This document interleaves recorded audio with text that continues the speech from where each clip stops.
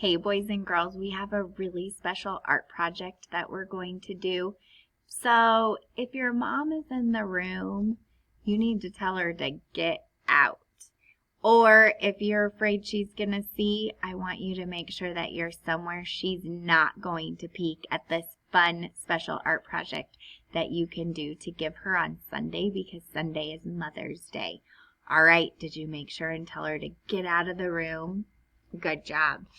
So you should have a brown piece of paper like this, a green piece of paper like this, a little yellow one that has some circles, a purple flower, 2 pink flowers, and some soil.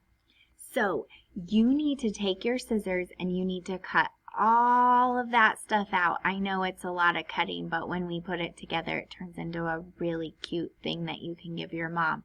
So cut all of that stuff out, and then you're going to glue it together so it looks like this.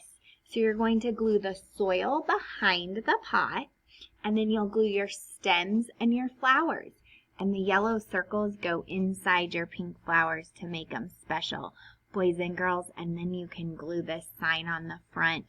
Oh, I hope that you have kept it a surprise, and on Sunday you can give your mom this special treat.